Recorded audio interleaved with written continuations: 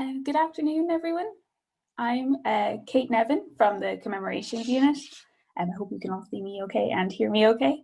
I am delighted to welcome you all to the special lunchtime lecture, 1920s Trailblazers, National and Transnational, part of the programme to coincide with the pop-up Women's Museum, 100 Years of Women in Politics and Public Life, 1920 to 2020. It's brought to you by the Department of Media, Tourism, Arts, Culture, Sports and the Gaeltacht and the OPW Dublin Castle. I'm just going to go over a few bits of housekeeping before I hand you over to Sinead for our introductions. This lecture will run for approximately 1 hour, including question and answer sections at the end. It is also being recorded and will hopefully be hosted on our department's social media at a later date.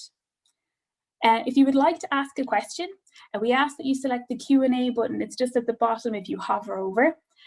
There you can type in your question and we'll ask a few to the speakers at the end. We'll only be taking written questions today to avoid any background noise, and we won't have the chat facility on, so please use the Q&A. I'm going to hand you over to Sinead McCoole to introduce our speakers. Enjoy. Thank you very much, Kate. Kate Nevin is from the Commemorations Unit at the Department of Media, Tourism, Arts, Culture, Sports and the Gaeltacht, who going forward will be working with me on the women's strand of the decade of centenaries. 100 years on, we continue to rewrite the canon to include the role of women, to write a modern Irish history that's more egalitarian, balanced and whole. This was part of the cultural animation associated with the pop-up Women's Museum, which began in Dublin Castle earlier this year, and it continues on until the middle of October. It was created as a unique centenary moment, a pop-up Women's Museum, 100 Years of Women in Politics and Public Life. The idea for this exhibition came directly from the question posed during the centenary in 2016. Women came together, leaders in their fields.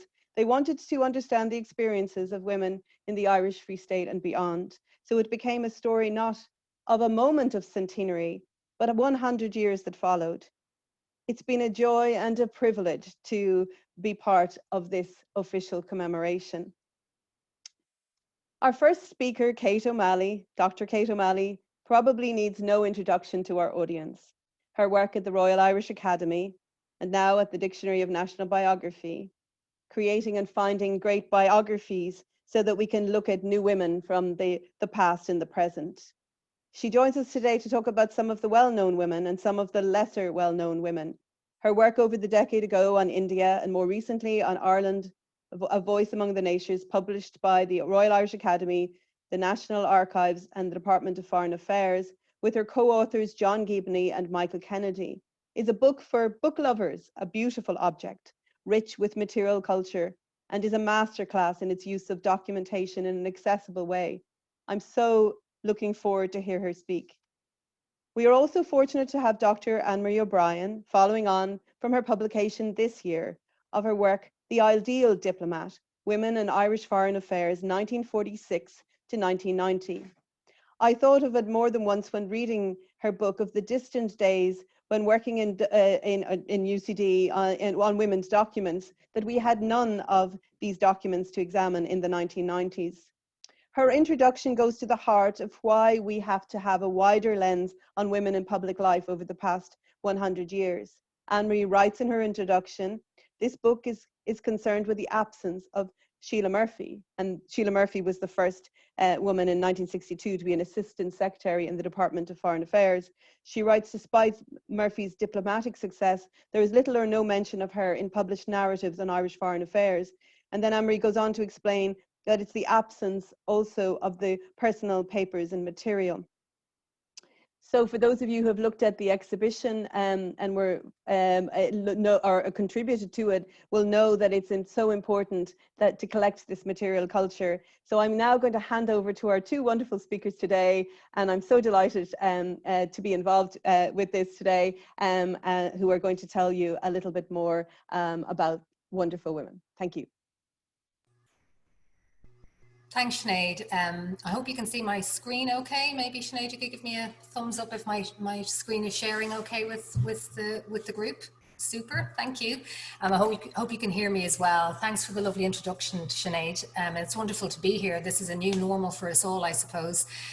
It's just unfortunate I can't see all of the attendees' faces, but hopefully they will all enjoy the whistle-stop tour, I think is really the best way to describe what I'm going to do. It's going to be 2 parts, the talk, 20 minutes. So try and contain it to that. In the first half, I just thought, given it's the centenary of 1920, I thought a good place to start would be by looking at the MacSwiney women, and in particular at Muriel and Mary, because their activities and indeed their names achieved worldwide attention in the wake of the death by hunger strike of Mary's brother and Muriel's husband, Terence MacSwiney, in the autumn of 1920, 100 years ago. Terence MacSwiney, obviously the Lord Mayor of Cork, who died by hunger strike. But Terence's hunger strike and death was a pivotal point in the revolution, and in particular on international perceptions of British rule here. And I think it's safe to say that the global audience would not have been attentive but for the activities of these women, and that's why I think it's really important to start by looking there. And then later on in the second half of the talk, I'm going to look at some well-known women, but some lesser well-known aspects of their active lives, Gonne MacBride and Charlotte Despard, and then at a woman who was a colleague of theirs who's not so well known, a trailblazer in her own right, who has yet to make it into the dictionary actually of Irish biography, although I have commissioned a piece on her, and her name is Mollie Woods. But let's start first with 100 years ago at 1920. And if I just move down here, we've got probably a well-known picture of Terence MacSwiney's wedding here with Muriel. I'm going to talk first of all about Mary MacSwiney. Mary is a very interesting figure. Many of you will be familiar with her later anti-treaty activity. She was born in London, was 7 years older than Terence, a mother figure in more ways than one, in the sense that she had to move home to Cork after the death of their mother in 1879. But then in later life, she would also end up raising Muriel's daughter, Maura, from the age of around 13 or 14. Quite sad circumstances, but not the purpose of our talk today, but happy to take questions on that later. She and her sister Annie is in the dark hat, and then Mary is in the white hat. They obviously were well known for setting up Scoilíde in their home in Cork in 1916. This was an Irish Ireland school along the lines of Pearse's St. Enda's. And it's safe to say that Mary was a trailblazer in educational circles. She really was involved in the schools throughout her life and was a well-respected educationalist apart from her political activity. She was considered warm, loving, full of humour, and is recalled as such by many of those who knew her. But obviously lots of people are more familiar with her dogmatic streak. And it must be said, historically, I think it's fair to say she was remembered more for this as well. She saw things in black and white, right and wrong, and was immovable in her political principles, no matter what the cost. And then Muriel, who's here, obviously in her wedding dress, Terence's wife, a good deal younger than Mary. And I think throughout this paper as well, age might be a factor. And if anybody wants to talk about that later on, I'd be interested in people's thoughts. Mary was equally politicised, or Muriel rather, but with a much more complex urgency, and perhaps brought about by an early desire to disassociate herself from her wealthy family background, who were of course the Murphys from the Cork's famous as the distillers of Cork. She was rebellious from a young age. Her family were really not happy with her gravitating towards nationalist circles and very unhappy with her marrying Terence. Interestingly, this photograph was taken when Terence was still interned in Frongach. This is in Barnyard Prison in 1917. And this was one day after her 25th birthday, because her family at least insisted that she waited until she got her inheritance so she would be financially secure before she married Terence. Although entirely supportive of the political cause behind Terence MacSwiney's hunger strike, she did privately express her doubts and disapproval over it, and herself and the older Mary did clash about this. And this is hardly surprising when you think that herself and Terence had an 18-month-old daughter at the time. What I also find personally interesting in looking at the life of Muriel is that it's often her state of mind and her mental health that is a point of discussion and debate. She definitely suffered from depression. She did have electric shock treatment around these years. But I wonder really if it's her anti-Catholicism, her left-wing politics and her later atheism that was kind of played upon more. She didn't fit in, you know, in these circles later on. And so in early historiography, this is something that attention is often drawn to. And I just wonder about that. Anyway, to move on to how they became very active and why they were trailblazers at this particular time, it's safe to say, like I said earlier, that Mary, Annie and Muriel and their vigil, crucially at Brixton Prison when Terence was on hunger strike there, a bad move on the part of the British government. If that kept him in Cork, he may not have gotten the international coverage. The press were at the door in Brixton Prison when he was in hunger strike there, so it was lots of coverage that maybe wouldn't have happened either way. But it's safe to say that their vigil and the constant press coverage of them going in and out had a huge part in it reaching kind of that global scale. And then building on that momentum after Terence,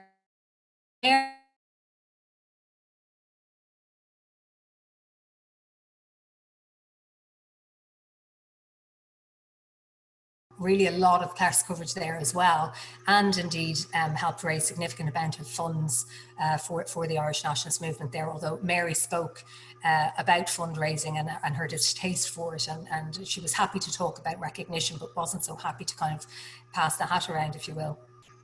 This is a picture from the Library of Congress of Mary on that tour. And I think the really important thing as well, I know Anne-Marie will talk about this later on, is that they really were part of that early nascent Sinn Féin Foreign Service in their capacity at this time, touring America. And there are reports that they wrote home to the First Dáil and to De Valera, indeed directly in some cases from Mairead MacSwiney, that can be read on Documents in Irish Foreign Policy online. Really interesting insights into their many months long tour. In December 1920, Muriel then appeared before the American Commission on Conditions in Ireland, which was convened in Washington, and she addressed several meetings along with Mary in Massachusetts and New York. And really her story and the idea of her as a widow with a young child really was considered a damning indictment of British rule here. And she went on to become the first woman to receive the freedom of New York.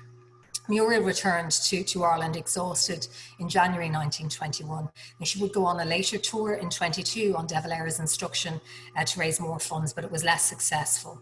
And like I said earlier, Mary, the older Mary, the sister of Terence, was probably better known for her later activity when she'd be one of the fiercest opponents of the treaty. I mean, famously speaking for up to 3 hours in the Dáil against it. She often invoked her dead brother as well in a lot of these speeches. And at this time, even by De Valera, she was considered quite the extremist, which is saying something. And as well, later on, she was arrested and imprisoned in 1922 by the Irish Free State and immediately went on hunger strike herself, aged 50. And I think they were really unhappy about the Irish Free State government at this stage about how this was really increasing that split that was going on at that time. Very divisive, and an awful lot of coverage by virtue of the fact that she was a woman who was the sister of somebody who had died on hunger strike. So a lot of coverage then on that. And then to segue into the second half of the talk, I just wanted to tell your listeners that I became interested in the MacSwiney family as a result of my research in India and on Indian nationalism. And the reason for that is that it became a bit of a surprise to me when I discovered many years ago that Terence MacSwiney's writings, which were published posthumously, were translated into tons of languages in India, and they had a mass circulation there, and this was just really intriguing to me. And in the 1920s and 30s, when India was still on its independence, on the road towards independence, we must remember India was a colony at this stage, Terence MacSwiney's writings, as well as other Irish politicians' writings, were really, really popular there. And that's how I came to be more interested in the MacSwineys, just from the point of view of their Irish nationalism. But I'm going to move on now and look briefly at three other women for the rest of the talk. Two of whom you'll be pretty familiar with, I'd imagine. A little introduction, I think, is needed here to Maud Gonne, an Irish nationalist icon. But what is perhaps less known about her are her early contacts with Indian activists, particularly in Paris. She moved there on a more permanent basis in order to retain custody of her son Sean after her divorce. Now, we know that MacBride did have dealings with Irish nationalists, or with Indian nationalists, really well-known ones actually, Subhash Chandra Bose in particular, who we'll come to a bit later. Calcutta Airport is named for him. He's really, really well known. But What is lesser known is that in Paris, she built up a friendship with this woman here, who's better known as Madame Cama. She's an Indian nationalist who had a lot in common with Gonne MacBride, because she was a tireless political activist who set up and edited nationalist journals, not just in India, but in Paris and Berlin. And then she arrived in London in 1901, but she had increased, was being under surveillance by the British authorities at that time, and as a result relocated to Paris. And that's how she came to know Gonne. While in Paris, Madame Cama, who's probably better known in India today as one of the first designers of the first Indian independence flag, an early kind of prototype of the Indian flag of today. But while in Paris, she was smuggling revolutionary literature and explosives into India. So we're not talking about sewing circles and reading groups here. We're talking about really serious, pretty serious revolutionary activity, all being monitored by British intelligence. And so what we're seeing here in Paris in these early years is Gonne MacBride developed British Indian, and they were emerging at this time, and this would form the background to the establishment of an Indian-Irish Independence League some years later, with the next two women that I'm going to tell you about. Again, Charlotte Despard, I think some of you should be very familiar with her, not as familiar perhaps with her as Gonne. I find her a fascinating woman, eternally interested in her activities. There's just so much to talk about from her life. But I suppose just to give you a bit about her background, because it's relevant, she was born Charlotte French, married Maximilian Despard, a wealthy Anglo-Irish businessman, in 1879. And then after his death, about 10 years later, she began to devote herself to charitable work and became a poor law guardian for Lambeth. But over time, she became a long-suffering political activist and social reformer. And to give you an idea of the breadth of her political life, just to give you an idea of how long she was active, she was involved in the campaign for the abolition of the workhouse, in the fight for women's suffrage, in the resistance to conscription and the crusade for a negotiated peace after the First World War, and obviously, insofar as we're interested, in the battles for Irish and Indian independence. Interestingly, then finally, towards the end of her life, she became an ardent left-wing socialist, and she died a communist, a member of the Communist Party of Ireland. So quite a breadth there of activity, I think you'll agree. But in contrast, her family is interesting because she was the daughter of a Royal Naval officer, born and raised in Kent, although the family were of Irish descent. And her later membership of Sinn Féin and her relocation over here to Dublin during the revolutionary period were, to be frankly, the cause of a lot of embarrassment to her family, because her brother was Field Marshal Lord French, who had been sworn in at Dublin Castle in May 1918 as Lord Lieutenant and Viceroy of Ireland. So if they had dinner parties together, although I doubt they did, they would have had very interesting dinner party discussions, I think. So Despard commuted regularly to London and was in contact with a lot of Indian activists over there. So now we see the kind of network building up again. She became very good friends with the first ever communist MP, never mind Indian communist MP in the House of Commons. He happened to be Indian. His name is Shapurji Saklatvala. He was from her constituency of Battersea. And her main associate in Dublin was Gonne. And you'll often see, when you're trolling through the photographs of Gonne, you'll often see Despard with Gonne. They were very, very close. They lived together for some years in Roebuck House before Despard purchased her own house in Eccles Street. And this picture here of Despard, I think, in 1932 in Trafalgar Square just is fascinating. And I just think it's a really impressive photo of any political activist, man or woman, in the 20th century. I think her authenticity and her strength is really shining through here. And you can see the men looking at her in some amusement, but also in some awe, I think, as well. She's quite a formidable woman, and something to behold, I think, when you look at that. She was 88 years of age when that picture was taken. Now, finally, I want to move on to look at Mollie Woods. Mollie Woods is not very well known.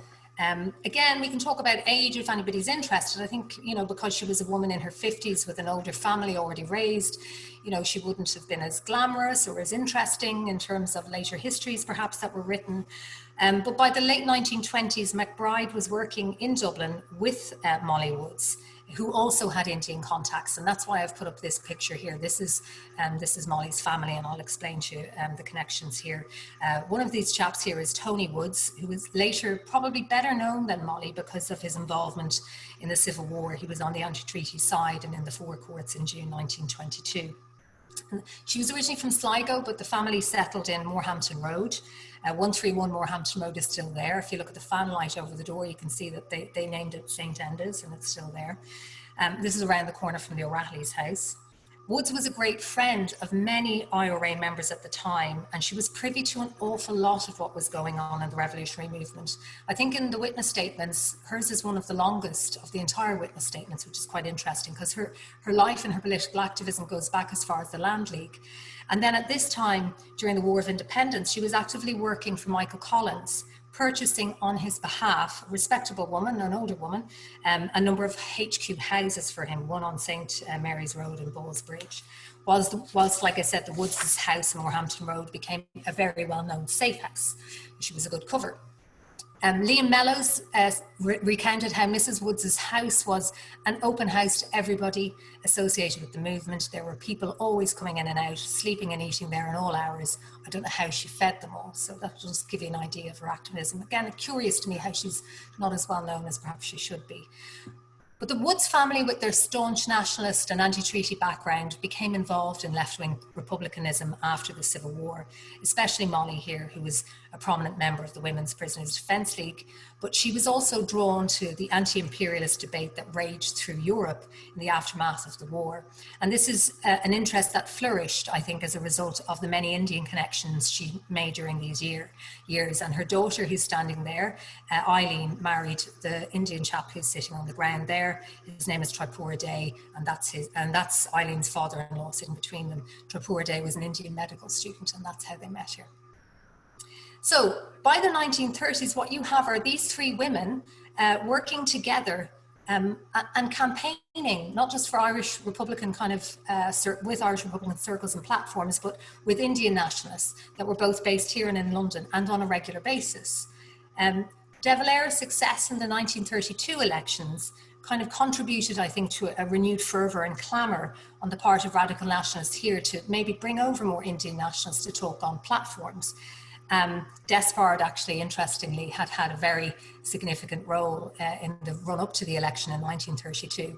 She could be found on step ladders at Cumann Gael candidates' constituencies with a trumpet shouting over them and telling everybody to shout for De Valera. And apparently, because of her age, she was never moved. So again, we have age is playing a part here. So Despard facilitated the passage over to Ireland of a well-known Indian nationalist called Vithalbhai Patel. This is a stamp of Patel, and there's an image here which brings in another well-known Irish woman, Countess Markovich. This is the unveiling of the Countess Markovich bust in Stephen's Green. This was one of his first political acts and public acts when he came here in July 32, when with De Valera he went to Stephen's Green and unveiled this bust. Then on the evening of the 8th of July, he attended a public meeting on College Green with all the three women I've mentioned already. And the Irish press estimated that about 3,000 people had attended, and there was great weight to Patel's presence when it was reported that the Indian nationalist leader in his picturesque dress and Gandhi cap was a central figure, and loud cheers went up as soon as they realised who he was. Now, this picture is a picture from 1932. It's not that particular meeting, not that I can confirm anyway, but if you look over here, you can see Maud Gonne and Charlotte Despard on the platform, and this is the same location. So this is just to give you an idea of the types of political rallies that were held in interwar Ireland at that time, just to give you an idea of the scale, really. The Irish press estimated attendance, like I said, at the Patel meeting of about 3,000 people, so a lot of interest. And crucially then, behind the scenes of the kind of front of house political activism like this, Patel was meeting these three women at night in MacBride St. Stephen's Green residence. And that's when they were making plans for the organisation of the Indian Irish Independence League. And I should point out at this stage, all of this was being documented by British intelligence. And if you go to Kew or to the British Library, there are intelligence files documenting in parallel all of this happening. They really were concerned about Irish nationalists giving Indian nationalists kind of food for thought and fueling their activism at this time. There was increased coverage as well in On Public than in Irish papers, and even Indian nationalists came over from London and started contributing to Irish popular press about Indian nationalism. There was also an increased kind of boycott campaign in parallel with the Swadeshi movement in India. So you're really seeing an awful lot of interest in Indian politics at this time. And a lot of it, as I said, is as a result of the formation of this league. So right up until Patel's death in 1933, Mollie Woods corresponded with them, and that correspondence is available to read in the National Library. There's copies as well in the Jawaharlal Nehru Library in India too.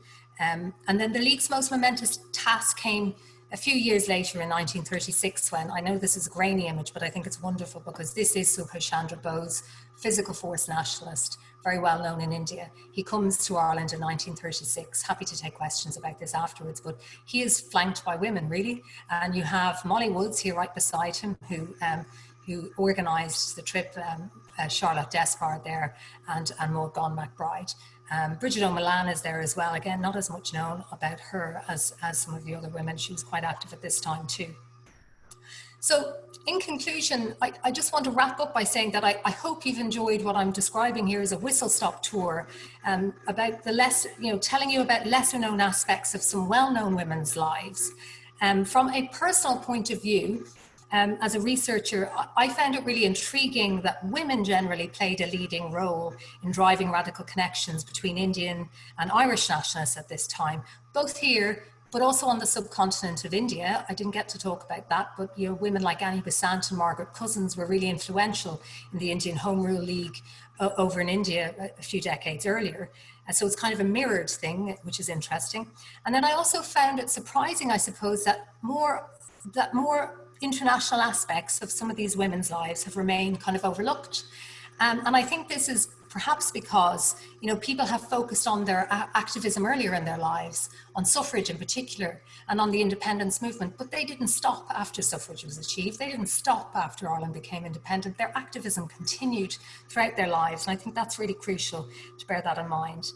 And then many of the leading figures of India's nationalist movement looked to Ireland for inspiration in the years after 1916. And that such a really small country, so close to the heart of the empire, was successful in reaping freedom from their common enemy really ignited their interests. And I think that's proof of the pudding there is that dissemination, like I said, of Terence McSweeney and other Irish people's writings in India in the later 20s and 30s. But imaginations were ignited here too. And there was an immense appetite for Indian politics. And these women played no small part in feeding that hunger. Women during the revolutionary period and later helped make Ireland's story truly global. Their agency was more powerful than people realised then, and perhaps realise even now today. So I'll pass on to Anne-Marie, and thank you all for listening. Thank you, Cáit. I'll just share my screen really quickly. Make sure everyone can see it. Apologies, just one moment. Okay, everyone can see me, yes? Good, okay. Thanks a million, Cáit, for introducing me. I'm not really sure how I meant to follow on from that. I'm sure we'll all agree that that was a really interesting talk, and I found your analysis of Mollie Wood really, really interesting. Just as part of one of the women that I wouldn't have really known much about. But I will try my best to follow your lead. So just to begin, in the context of the decade of centenary, the role of women in the revolutionary period has featured prominently. So historiography, particularly from the last number of years, has offered new evidence on the role women played as active political and revolutionary agents in the struggle for Irish independence. Yet historiography on the transnational movement of women in this period is still relatively limited. So in this respect, I just want to thank Sinead McCoole, Cáit Nevin, and the other behind the scenes organisers for inviting Cáit and myself to speak about some of the Irish trailblazers who campaigned for independence for an Irish Republic, both in Europe and across the Atlantic. So for the next 20 minutes or so, I will discuss the diplomatic activities of women in the revolutionary period. And like Cáit, I kind of want to focus on some of the lesser known women in this period. So my focus will be on the central diplomatic mission of this period, which was Paris. And this was really the epicenter of Irish diplomacy from 1919 to 21. And in Paris, we have Anita Bulfin, Mairead Gavan Duffy, and Cáit O'Ceallaigh. And like Kate's talk, this will also take two parts. So after looking at Paris, I will then move across the Atlantic to speak about, I suppose, a lesser known aspect of Irish diplomatic history, and I'll discuss the activities of Alice Ginnell and Anita Bulfin in Argentina, both of whom have been largely forgotten in the history of Ireland's diplomatic network in this period. But first, I'll go to Paris. So gaining admission to and an audience at the Paris Peace Conference was the earliest foreign policy objective of the nascent Dáil Éireann in 1919. T. O'Ceallaigh and George Gavin Duffy were appointed official Irish representatives. So O'Ceallaigh was the founder member of the Irish Volunteers in Sinn Féin, and Gavin Duffy, as some of you might know, was the former solicitor for Roger Casement in his 1916 trial. And really both were appointed, and many other men were appointed to diplomatic missions abroad because of their Republican nationalist credentials. But in Gavin Duffy's case, his linguistic skills and legal background were also particularly important. So upon their arrival in Paris, Annie Vivanti was employed as T. O'Ceallaigh's secretary. Now, Vivanti was already at this stage a renowned Italian poet and novelist, and in 1907 she married John Charters. And John Charters would later be appointed Irish representative in Berlin, and he also accompanied the treaty delegation in 1921 as a secretary. And really, Vivanti was appointed to the delegation because she was a well-known figure in continental Europe. And she put the Irish delegation in contact with writers and journalists in Paris with whom she was friendly. And Gavin Duffy reported to Secretary of Dáil Éireann Diarmaid O'Hegarty that the only publicity you can count on here is what you can get through personally friendly writers and journalists. And this is where Mrs. Charters has been useful. So Vivanti cultivated contacts for the Irish delegation and communicated with high-profile journalists and politicians.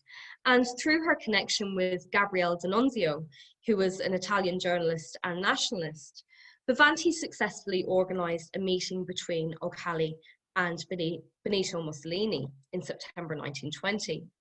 And this meeting really demonstrates Vivanti's effectiveness and influence in European political circles. And she worked towards the achievement of Irish foreign policy goals in a very unique way. In June 1919, Vivanti returned to Italy, but she continued to cultivate contacts for O'Ceallaigh and Gavin Duffy. In the same month, June, Mairead Gavan Duffy, who was the wife of George, travelled to Paris. Now, Mairead Gavan Duffy, who you can see here on the right, and this is a photo from the National Library of Ireland, she was a daughter of A.M. Sullivan, who was a prominent nationalist and journalist. And Sullivan was active in the Young Ireland movement, and in later years he became a Home Rule MP for Louth. But she really came to prominence after the Casement trial as Gavin Duffy's wife. So on the 17th of June 1919, Mairead Gavan Duffy arrived in Paris, and Diarmaid O'Hegarty wrote to T. O'Ceallaigh, "It is very fortunate that Mrs. Gavan Duffy was able to get across. From what you say regarding your requirements, I have no doubt that she will be of great assistance." Gavin Duffy assisted the delegation in administrative duties. So she contacted journalists, she arranged appointments for the official representatives, but she returned to Dublin just 2 months later, opting to stay in Dublin with hers and George's 2 children. So while she didn't remain long in Paris, Mairead continued to act as a messenger for her husband back in Dublin, and she became the point of contact between Dáil Éireann officials and her husband. And I just want to kind of make this point that it's quite important that she did this, because it demonstrates the trust that was placed on her, not only by her husband, but the Dáil administration. And her commitment to the Republican cause did not go unnoticed. The following year, the Department of Foreign Affairs lacked a suitable man to take up a position as representative in Rome. And I say this because they always looked for suitable men, not suitable women. So they wrote to Mairead Gavan Duffy, and they explained that her husband was, quote, good enough to promise that you would look after the bulletin until Count Patrick J. O'Byrne could take up his duties at the end of the year. So George Gavan Duffy had actually offered Mairead's services without actually letting her know. So while I don't really have time today to speak in depth about her activities in Rome, the significance of her appointment should not be underestimated, and this is one of the reasons why I mention it. She had proved her Republican credentials, and she was clearly a trusted member of this select group of Dáil Éireann representatives. And it's also worth noting that her duties in Rome were not the usual responsibilities occupied by a diplomatic spouse. In all but name, Mairead Gavan Duffy was the official representative of the Irish Republic in Rome for much of 1921. But just to kind of go back to 1919, after Mairead Gavan Duffy's return to Dublin in August of 1919, the Paris delegation were without a female presence for almost a year. And the lack of a suitable administrative assistant and translator hampered their progress and debilitated their opportunities to promote Irish independence to prominent journalists and politicians. In 1920, Cáit O'Ceallaigh, wife of Sean T, travelled to Paris to assist the delegation. Formerly, she was Mary Kate Ryan, and Cáit was an active member of the Gaelic League, and she was a supporter of Sinn Féin. And some of you might know the Ryan family, and particularly the Ryan daughters, were actively involved in the nationalist struggle. So Min and Phyllis Ryan were stationed in the GPO during the 1916 Easter Rising, and they, with Cáit, were arrested and imprisoned in Mountjoy prison in the aftermath. And while Cáit was politically active, excuse me, she did not take an active role in the rising, but her name, Ryan, and her association with leading political figures made her a target of British forces. And really, both Mairead's and Cáit's family dynasties provided the women with significant contacts within the nationalist movement. So Cáit O'Ceallaigh travelled to Paris in the summer of 1920 to assist her husband in his negotiations with French officials, and she was particularly well suited for such a role. She graduated with a first-class honours BA in modern languages from UCD in 1902 and a teaching qualification from Girton College in Cambridge in England. And after gaining teaching experience in England, O'Ceallaigh returned to Ireland in 1909, and she lectured in modern languages. And her early years in UCD really kind of radicalised O'Ceallaigh. So Judith Harford has written extensively on UCD, and she has argued that the early decades in the life of the university were shaped by both its Catholic identity and its nationalist stance. Many of the early academics and students would significantly shape the consciousness of the emerging nation. So by the time of her return to Ireland, combined with further developments in Dublin in 1916, Cáit O'Ceallaigh was a strong nationalist supporter, establishing what Roy Foster terms her own nationalist salon at 19 Ranelagh Road in the succeeding years. And her nationalism, her training and fluency in modern languages were essential prerequisites for admission to the Dáil Éireann diplomatic service. So in the summer months of 1920, Cáit assisted the delegation with their negotiations at the conference and more generally in influential Parisian circles. And like Gavin Duffy before and after her visit to Paris, Cáit acted as a messenger and a point of contact between Dáil Éireann officials and her husband. And she communicated instructions and policy to Sean T back in Paris. So evidently, members of Dáil Éireann had a certain expectation that Wyse would also promote Irish independence both abroad and at home. And it's unclear if Gavin Duffy and OCallaghan received a wage or a salary for their work, but it's my estimation that they did not. And the DFA really viewed their work as an extension of their husband's role. So that kind of, it kind of groups together all the three women in Paris. And I just now want to move on to Alice Ginnell and Anita Bulfin. So similarly to Cáit O'Ceallaigh and Mairead Gavan Duffy, Alice Ginnell accompanied her husband Lawrence first to Chicago when he was appointed head of the Labour Bureau for Irish Independence, and thereafter to South America when he was appointed special envoy to the Argentine and other southern American republics. And I'm very sorry because I think some of my face might be actually blocking out Alice Ginnell's face, so my apologies for that. Alice Ginnell was also an active member in the Republican movement. They lived in England after the 1916 Rising, and Alice visited Irish Republican prisoners in Aylesbury, Wandsworth and Woking. And recalling the period of 1916 to 17, Helena Maloney wrote to Ginnell, and she said, "We all of us realised the great risk you ran, going from prison to prison, to get information about the prisoners, and the publication of that evidence was of great propagandist value to the Republic."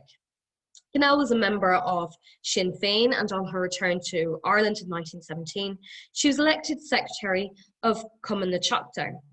She was also a member of Cumann na Mán and organised branches in Meath, Westmeath and Rathmines in Dublin. So therefore, her Republican credentials were quite well established when she and her husband set sail for the US on the 9th of July 1920. So by December of that year, Lawrence had established offices in Chicago where he distributed the Irish Bulletin, and he had started the Irish Relief and Reconstruction Fund. And there's very little information on Alice's role in Chicago. However, in December 1920, she recalled in her witness statements to the Bureau of Military History that she travelled to New York to ask Muriel MacSwiney if she would accompany her to Chicago to receive the freedom and hospitality of the city. And while in New York, she spoke to Harry Boland, who's the Dáil Éireann representative to the United States. And her access to MacSwiney and Boland, both of whom were recognised as very prominent Republican figures, really demonstrates that Alice was held in the same esteem, and she possessed credibility within the Republican movement. So in March 1921, the Ginnells decided to take a speaking tour of South America. So almost exactly a year after they arrived in the US, they set sail for Argentina in July 1921. And they were very well received in Argentina. Almost immediately after his arrival, Lawrence was invited to Te Deum in celebration of Peruvian independence. He was invited to a number of public functions in Buenos Aires, and a number of newspapers published interviews with him. And Alice has really assisted her husband in these endeavours. She gave and attended receptions with Irish Argentinians and state officials. She fostered contacts with the Irish religious community in Buenos Aires. And most importantly, she managed the press and spoke to journalists about her husband's role in South America. And the couple's diplomatic manoeuvrings were successful, particularly among wealthy Irish Argentinians. And by October, they had launched the Dáil Éireann Republican Bond Drive. Ginnell was not the only woman, that was actually working towards Irish independence in South America at this time, however. Anita Bulfin was appointed Dáil Éireann representative in 1919, and he was born and he lived the first 10 years of his life in Buenos Aires, and thus he had already established connections in Argentina. And Bulfin's sister, Anita, assisted him in Argentina in his work. And I think she was actually in Argentina before Eamon arrived. And she was particularly influential in launching the Irish Bulletin.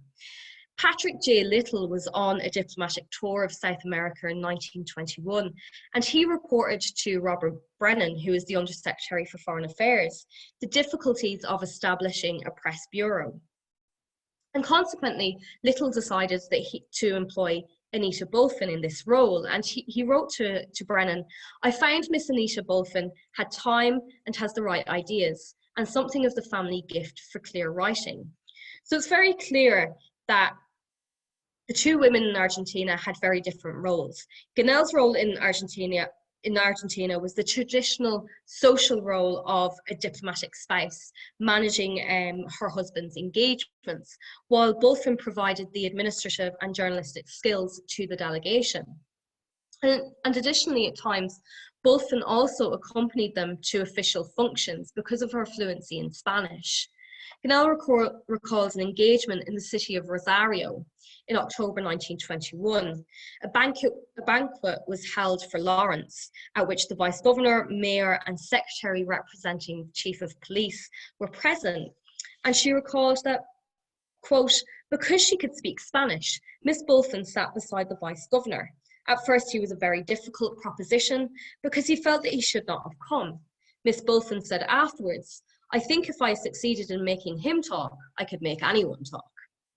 So clearly Bulfin's linguistic skills were of clear importance at these social engagements in explaining Ireland's case for independence. And it's also very revealing in Alice Ginnell's witness statements and her accounts of her time in the US and Argentina that she describes the diplomatic activities in the plural. So she always uses we or us, and she repeatedly uses these phrases. So it's clear that she did not view these activities as her husband's alone, but as theirs. They were effectively a diplomatic team.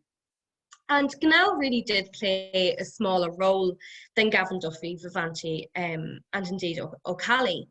But her witness statements support the argument that these women valued their roles abroad as representatives of the Irish Republic. They may have been posted abroad to accompany their diplomatic husbands or to visit them while they were abroad, but each had established independent roles in the nationalist movement prior to 1919. So they all had Republican credentials, I suppose. They brought specific language, administrative and public affairs skills to the Dáil Éireann diplomatic propaganda machine, and the trust placed in them with secret and confidential information was of vital importance. So the women I have discussed this afternoon were not the only ones to play a diplomatic role in the period, but they were certainly the first. And some of you might kind of better know Nancy Wyse Power and Mollie O'Brien, who were employed in 1921 in an official capacity as press agents in Berlin and Madrid, respectively. And again, I don't really have time to speak about their roles, but I'm happy to take questions after about them. But their appointment does show a willingness on behalf of Dáil Éireann and indeed the Department of Foreign Affairs to employ women in the absence of men to diplomatic positions. The activities of Vivanti, Gavin Duffy, OCallaghan, Ginnell, Bulfin demonstrate that Dáil Éireann actually expected their assistance.